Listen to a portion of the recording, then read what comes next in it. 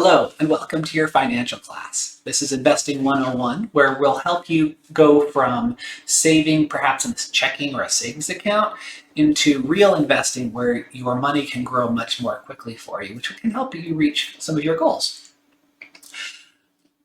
I anticipate that this will be most helpful to people who are making money or have some money to invest.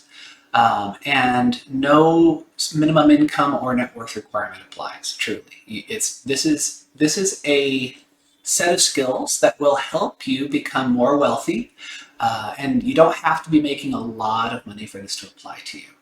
Some strategies will make more sense for you than others, depending on what your abilities are. But we'll talk about that, and hopefully you'll find something that's worthwhile for you. If you are married, I highly suggest that your spouse watch with you. It is great to be on the same page with them, especially with big things like money. But first, a little bit about me. I live in Longmont with my wife and 4 children. We moved here 2.5 years ago and love it. I belong to the Church of Jesus Christ of Latter-day Saints, and that is a significant part of who I am, and actually influences how I spend and even make my money. I'm a principal software engineer at Microsoft, and I've learned that compounding interest works against most people, but with a little knowledge and discipline, I've made it work for me, and it has been a huge blessing in my life, and I want you to have that blessing too. I'm looking to serve the community, which is why this course is free. I might dabble in paid courses in the future. I haven't decided yet. So let's talk about what's going to happen in this overall Investing 101 course. We're going to talk about goals that might motivate you, that this course can help you reach. General advice in managing your money. We're going to talk a lot about the stock market, what it is and how to participate and how to simulate it if you're just getting your feet wet for the first time or you're not confident in your abilities yet. We're going to talk about different kinds of accounts, how to research what investments to make, different strategies, diversification, something called leverage, and then we're going to talk about how to handle taxes, tithing, and other kinds of giving. And I'll give you some tools to track your success, which I find very motivating. This course will not teach you how to budget, and it will not teach you how to get debt. These are, we're not going to recommend specific securities to buy, sell. I'm not going to suggest timing. And I'm not your personal financial planner. These things are all great, but they're out of scope of this course. And a disclaimer, it's very important. Investing in the stock market is an inherently risky activity. You may lose money. I am not a financial advisor, licensed or formally trained to do this. This course does not offer investment or financial advice. I have no product to sell. I don't endorse any either. I don't make any commissions. So any products that I mention during the course of the class are strictly incidental. They're suggestions based on what I'm familiar with, but you can go out there and find alternatives to many, many of these things. I will not offer specific trading advice. I will merely point you to the resources where you can research trades for yourself. And as Dave Ramsey says, the advice is free, and some say the advice is worth what you paid. I am not your personal financial advisor, nor do I have time to offer support or take emergency volatile market calls. So you really are on your own. This is just material to help get you started on your education. I want you to participate. Notwithstanding this is just a video, I want you to ask questions with comments in the videos, and I will read them and try to cover them in the next video. We can add and remove videos or topics based on your level of interest. So let me know what you are interested in learning about. We cover a lot of complex material that you will learn, remember, and apply better with practice and experimentation. I'm going to suggest homework assignments after each video, or at the end of each video. I'm going to suggest some things that you do, and if you will do them, then at the end of this whole course, you're going to feel like you can actually do things because you have done them already, as opposed to, well, I learned a bunch, but I don't remember it, and I probably should go through it again. So make your time worthwhile and do the homework. And every assignment that I make, you can actually complete for real with your own money or in the simulator. And I highly recommend the simulator if you're just getting started. So everything here was foregoing was just about the entire course, which is several videos. Now we're going to actually start this particular class. So your motivation, why are you here? What are you hoping to achieve? It might be to get out of debt. I've got that crossed out because I don't talk about getting out of debt. That's a great, good thing and probably a prerequisite for this, I would suggest. But you should go to daveramsey.com if you want to get out of debt. So assuming you're out of consumer debt, that's probably when you want to start applying these principles and skills. You might want to build up a nest egg or accumulate some short-term savings. You might have some upcoming expenses like college for your kids or a car or a vacation. You might want to participate in some philanthropy. And this is the one scripture I'm going to share through as a part of the course. Think of your brethren like unto yourselves, and be familiar with all, and free with your substance, that they may be rich like unto you. And after ye have obtained a hope in Christ, ye shall obtain riches if ye seek them. And ye shall seek them, and ye will seek them for the intent to do good, to clothe the naked, and to feed the hungry, and to liberate the captive, and administer relief to the sick and the afflicted.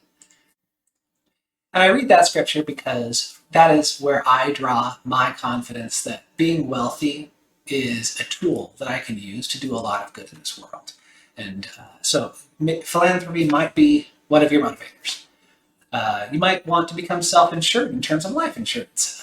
Life insurance is typically what you would pay premiums for every month so that if you die, presumably as the breadwinner, you can make sure that your family is taken care of. And some people have life insurance even on their kids or a non-breadwinning spouse because it's going to be a financial hit to you either way. But as you accumulate more and more wealth, you actually can cover, or your family can cover, those types of expenses without life insurance. You may want to transition from working for money to money working for you, also known as residual income. At a certain level, you become financially independent, or what some people will call independently wealthy, which means your decisions in life no longer are dictated by your need to accumulate money, to have a job. Like if you are working, it's because you choose to. If you have, but you can choose to do a hobby or go be of service to the community or travel a lot, whatever it is you want to do. These are all good motivators. So let's start by talking about your nest egg. A nest egg is what funds your retirement. It's usually an account or a set of accounts with assets or money that you can use when you're not earning money anymore. Social Security might supplement your retirement, but don't count on it. The Social Security Administration annual report predicts insolvency by 2035. That means they're going bankrupt. And this has been inevitable for many, many years. And this date of 2035 is what was in the report a year ago. I hear that this year they issued a new report and the timeline is even shorter now. So if you're retiring or have retired already before that year, you might be okay, at least until 2035, and then you might be in a world of hurt. So certainly, if you are still at a point where you're earning money, we need to be prepared and have our own nest egg that will take us through retirement without relying on Social Security. And since you can't predict the year you'll die, your nest egg should be large enough to last, say, 30 years or more. Let's say if you retire at 65, plan on being 95 years old or more. Now, how much will you need for this nest egg? Well, let's use a very simple nest egg calculator to find out. Now, I'm going to show you a couple of spreadsheets in this class, and both of these for this particular video are very, very simple. They don't take everything into account, but they illustrate a point. Let's say, to find out what your nest egg needs to be worth, you need to decide how much you're going to spend. And that might be mortgage, might be health costs, food, all of your typical expenses. So a good baseline is, well, what are you spending per month now? But then you have to adjust it for, well, maybe by then I won't have a mortgage because I will have paid off my house by then. Or maybe you've downsized your house, so your mortgage will be smaller. Your health costs will probably be higher later than they are now as we get older and have more health problems. Maybe you want to travel a lot. Maybe you'll have fewer dependents to feed and take care of in the house. So any of these changes in your life situation will raise or lower your monthly expenses. So I'm going to, for the point of this illustration, I'm just going to say arbitrarily that your monthly expenses are $2,000. And let's say you want 30 years worth of retirement in your nest egg. So you don't have to worry until you're 95, for example, if you're retired at 65. Well, $2,000 a month for 30 years means you have to have saved $720,000.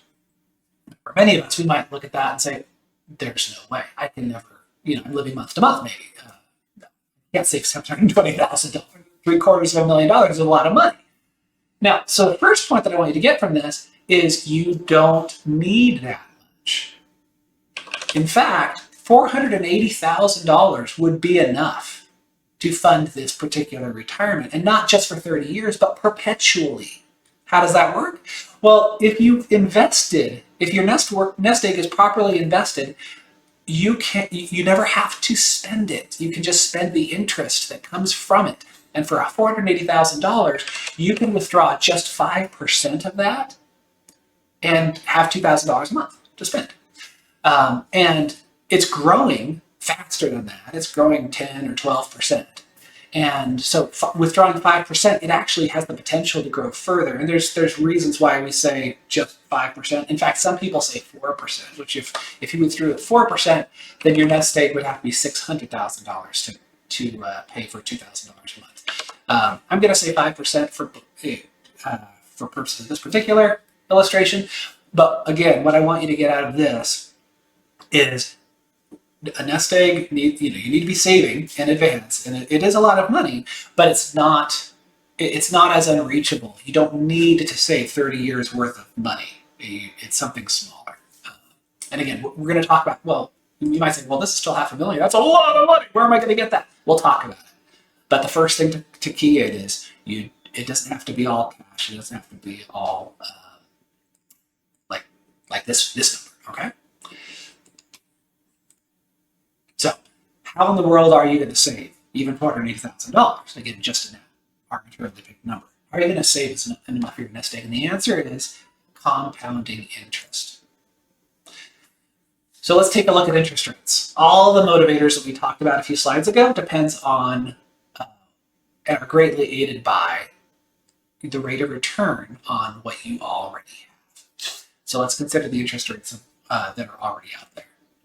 Your checking account. Probably familiar with the checking account. You probably have one. The interest rates on checking accounts are very, very low, and in fact have been falling even more lately. So you can see the trend graph here. It was at 0.13%. This is not 13%, mind you. This is 0.13%, so far less than 1%. And right now it's at 0.05%. So let's take a look at what that would mean for you. So here's a 0.05% returning account. And let's say you save $50 a month in it. That's $600 a year that you've saved. After 30 years of saving $50 a month, you'll have $18,000 you will have saved. Now, the balance on your bank account will be $18,131. So you will have had $131 in free money. I'm going to use that term a lot. I love free money. It's great. But that is not a great number. 30 years of saving and you have $130 to show for it. That is not great. Here on this graph, you see the blue line, which you can't see, is what you saved, and the orange is the total, which is what you saved plus the free money. And they basically overlap the whole way because it's so insignificant what you get from a checking account. So, okay, so checking accounts aren't that great. That's not how you're going to save your money. But they're savings accounts. Surely that's got to be better, right? So here's savings account interest rates. They are a tiny bit better. Right now, the average savings account interest rate is 0.09% instead of 0.05. Okay, well, what does that mean? Let's try that out. We'll say 0.09%. All right, that orange line is ever so slightly bigger. You'll still have saved $18,000, of course. But now you get, instead of $130 in free money, you get $230 in free money. Okay, that's still pathetic for 30 years of saving. That's not going to help us get $480,000. So let's move on. Oh, and by the way, you didn't actually make $200 for free because there's this thing called inflation. Inflation over time takes away the buying power of your money. So it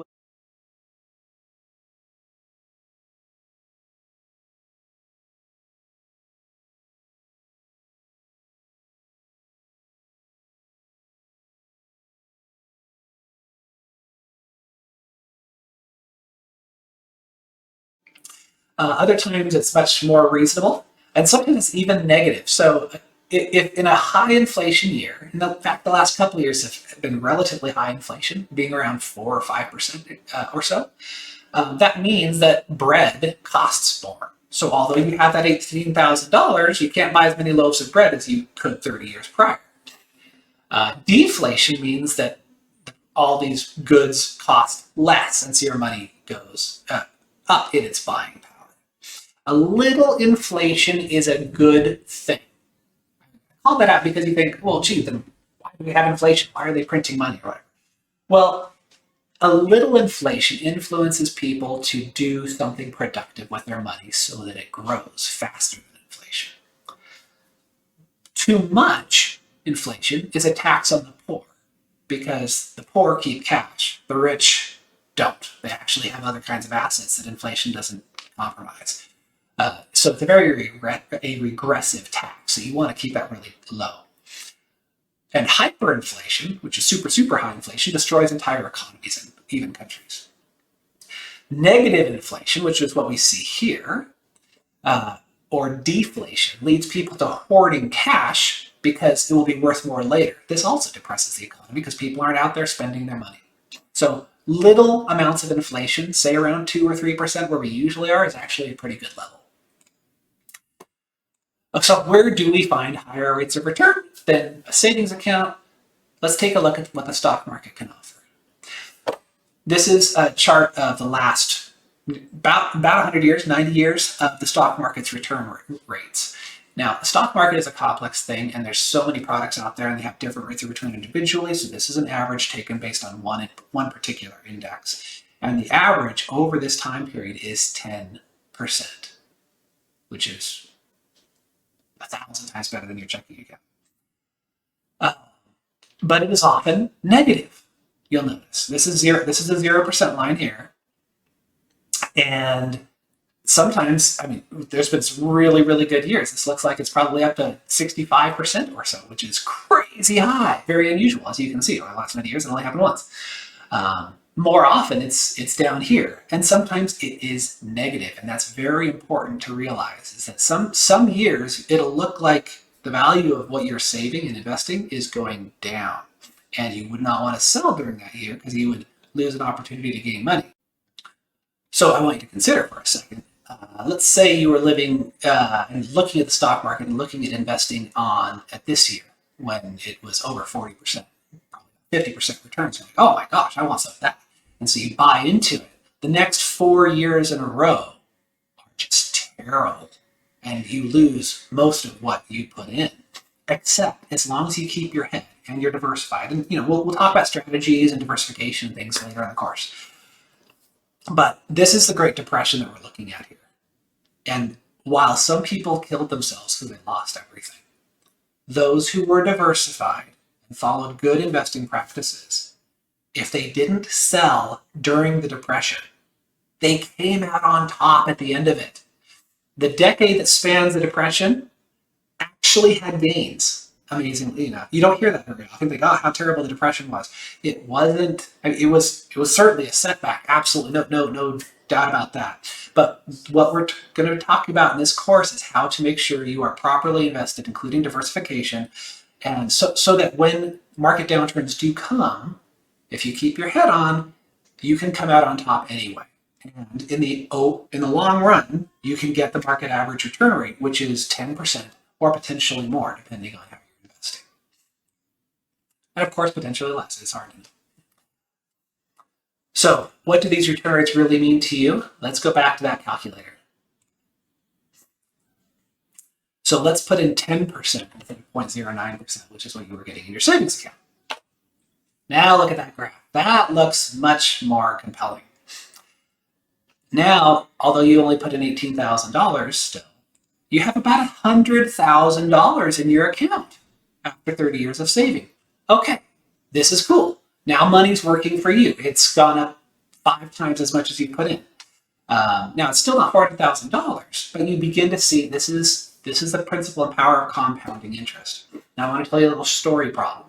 When I was a kid, I'm a math minor. I love math, and as a kid, the math problems that really stuck the most with me were the story problems about two people who saved money in different ways. So I made a couple up for you. Dave saved $100 per month at 12% interest when he was 24 until he was 54 and finished with $289,000. Bob saved $200 a month, so he was really trying hard. He was saving twice as much per month, the same interest rate, but he didn't start until he was 45. So he only had 20 years left before retirement. So whereas Dave saved for 30 years, Bob only had 20 years to save. Bob finished with $172,000. So he had less. He had significantly less, over $100,000 less than Dave did, even though Bob actually saved more money. Dave did better because he had 30 years to save instead of 20. So it's really important that you not delay saving for retirement or saving for whatever your goals are. Time and compounding interest together can move mountains for you. Now, if you have less time, if that part of your life is gone, all is not lost. We will talk about strategies and techniques that will apply to you as well, but there's absolutely no getting around it. If you are younger in your life and you're thinking, I don't need to save for retirement until later, don't delay. It really, really is worthwhile. It's worth your while. So I'm going to tell you one other amazing equation. It's true. If you investing $50 a month, so we're not even talking about Dave's 100. If you just save $50 a month for 14 years. Now, I'm not saying 30, just 14 years, $50 a month, starting when you're 20. That gives you $2 million when you're 71. Even after you start withdrawing for retirement at the age of 60. You will have saved less than $10,000 in total, yet have $2 million eventually. This assumes you can invest where you can get an average of 12% return, which is the average return for the stock market for many decades. Now, I showed you that chart that said 10%. Again, it depends on the index and how you're measuring it and things. But 12% is a very reasonable goal. That's the power of compounding interest, turning $10,000 into $2 million in your lifetime of earning money. You can do that, and particularly if you start early. So please invest early. Whatever you can save is enough to start. There is theoretically no minimum saving amount where compounding interest isn't compelling. Although in practice, many investments have a minimum starting investment requirement, but we will talk about that and how you work around that too. What I like about the stock market, it has high returns, much, much, much higher than we'll get at your bank. There's a full spectrum of risk, returns, managed, self-managed, so you can put as much time or as little time into it as you want, and it doesn't have to be this, oh, well, it's gambling, it's all, you can lose everything. There are investment vehicles that are very, very safe, and there are investments that are quite dangerous. And you can choose what fits your appetite and what your tolerance level is. The liquidity of assets is unbeatable. So if you're into real estate, that can be a fine way to invest your money. Selling takes time, and it often comes with very high commissions. You might be paying a realtor 5% to sell a house. Maybe you're renting out as a rental or something. If you wanted to sell it, it might be months or even years before you can find a buyer. My dad's a farmer.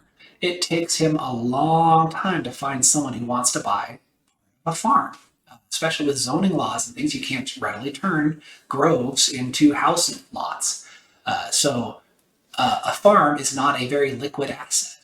On the stock market, it's super, super liquid. You want to sell something, you can sell it right then and there, and as much of it as you want. You have a choice of how much time you want to spend researching and investing, and you don't have to be a major to use it. And I would argue you don't have to be credentialed financial whiz either to do it and be successful. But you should get out of consumer debt first. Consumer debt often carries a higher interest. It's the power of compounding interest working against you. And you just saw how powerful compounding interest can be. If you can save $10,000 and make $2 million, you don't want that being the opposite with a credit card bill. Don't pit a risky, volatile rate of return in the stock market against your credit card's guaranteed and probably higher interest rate of like 18%. That's just nuts. And if you carry a credit card balance, it totally makes more financial sense. You will reach your financial goals faster if you pay that off as aggressively as possible before you then go and try to invest money and make money in the stock market. And once you beat that dragon of compounding interest debt, you can make that dragon of compounding interest work for you. So that's the end of the course, or this class, rather, this particular video. The homework to do before the next video is to visit ramseysolutions.com/retirement/RIQ and find out how much you need to save to retire.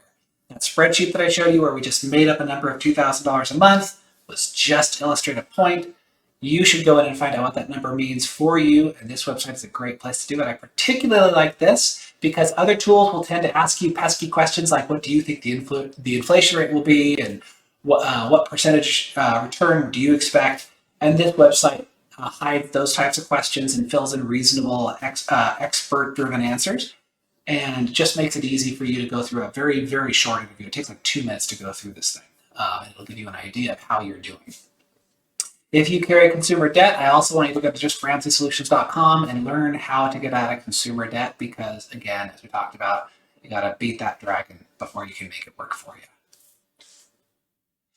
So I would thank you very much for watching the video. What I'd like you to do now, if you appreciated this video and you're looking forward to more, please like the video, hit the subscribe button so that you will be notified of the upcoming classes that I'll be posting. I'll be posting at least once per week. And I look forward to reading your comments on the video. If you have questions, if you want me to drill in more, or if you have other kind of feedback on the quality of the video, I'd love to read about that and make each video better the next time. So I'm looking forward to hearing from you and see you next week.